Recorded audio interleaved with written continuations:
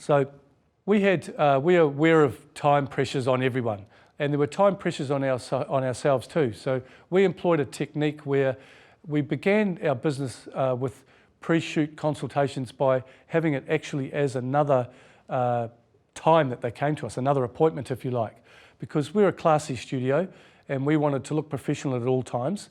So if you don't have a consultation before your shoot, that's pretty bad on any level really. So there's a couple of ways that you can handle that consultation. So remembering, just as a reminder, a lot of the consultations already happened on the phone with you or your staff doing that, reinforced by these PDFs that we sent them through the diary situation. But we found that people are so time poor, and the level of people that we were photographing, most people are so busy. And in this day and age, mum and dad work. So if we had another separate appointment for that consultation, dad would have to take some time off work, mum would have to take some time off work to come and see us.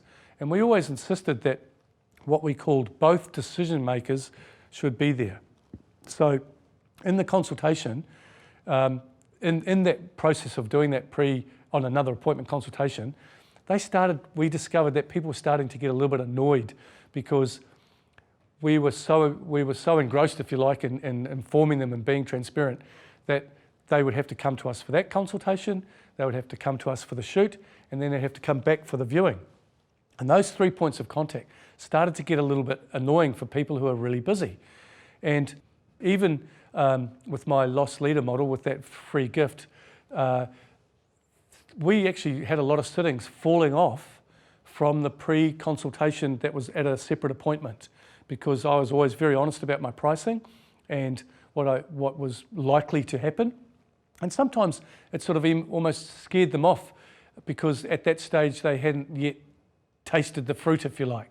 And so we had to think really hard about that. And in actual fact, I lost 112 potential sittings one year by me doing that consultation process. So I thought that's not good enough. I do about 500 shoots a year, so sometimes more. So that's like 20% of my potential turnover that I lost through that technique. Now you want a pre-shoot consultation. So what did we do? We got smart. We did the pre-shoot consultation just before the shoot. So they were built up by my receptionist or you on the phone. They're excited. Remember, it's an excitement call. They're all excited about the result. And they do have questions. So Sarah or yourself, you should, when you're asked about the pricing should always be just ancillary to everything else that might happen. So don't be, a lot of us are scared about money. You've got to get over that. It's been said that, most of us are working class people, me especially, and you should never think about charging what you can afford. Take that and write that down. Don't charge what I think I can afford. So that's part of the pricing scenario. But the same sort of thing comes into our mentality when we have a consultation or when we're discussing the price list.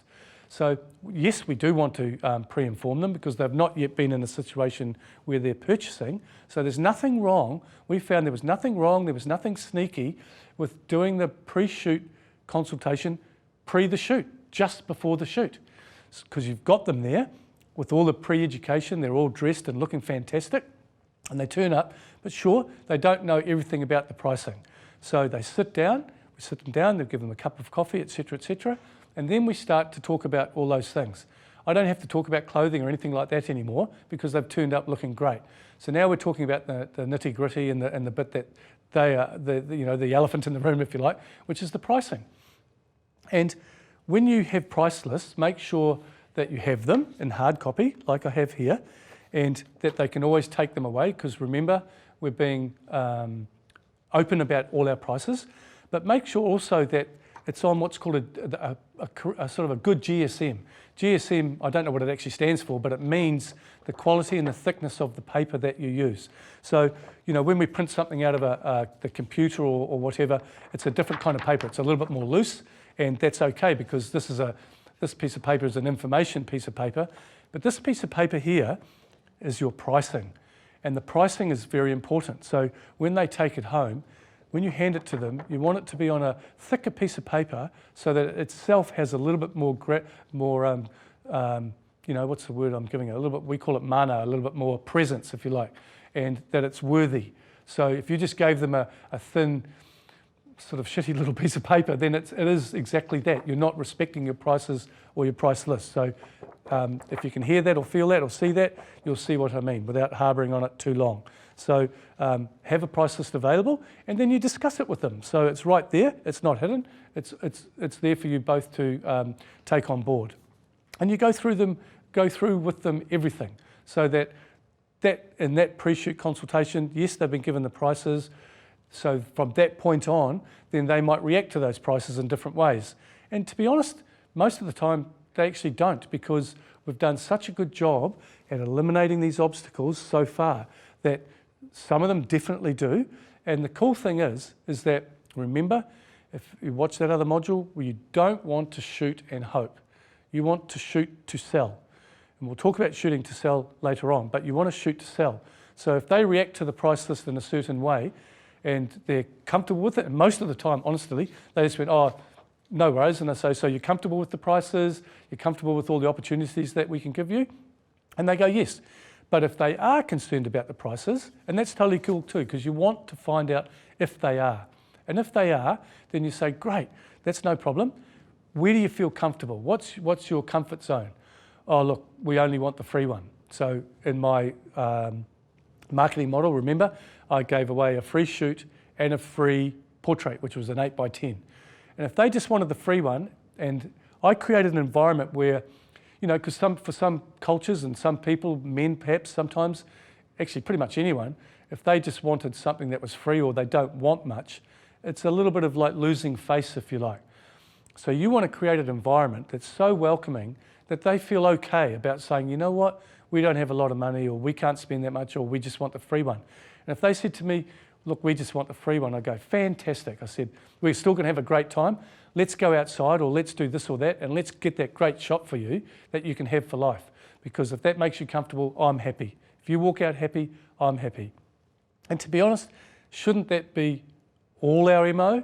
If your clients walk out happy, you should be happy. It doesn't matter what level that they invest with you or how they connect with you. If you've done your job well and you've made them feel welcome and not threatened, then if they're happy, you should be happy. And I'm the sort of person that gets instantly hurt if I ever have a complaint, and I might get 1 or 2 a year. When I get that complaint, I actually don't sleep that night, and my heart's, you know, I don't like it. It's a bad vibe, and I just want people to be happy. So I think in our game as creators, we're givers, and part of giving is love, and that's all about happiness as well. So all the prices are there, all the sizes are there, and so when they walk away with that, by the time they come back to the viewing, they cannot say, look, we don't know what the sizes were and we don't know what the prices were, because you've taken care of that. And in that stage there also, you've got all the work around your studio that you should be able to point to, and in a good, better, best scenario, good framing, better framing, best framing, then you've got levels of performance, if you like, levels of investment that they can all indulge in whatever makes them comfortable, because obviously some people have more money than others.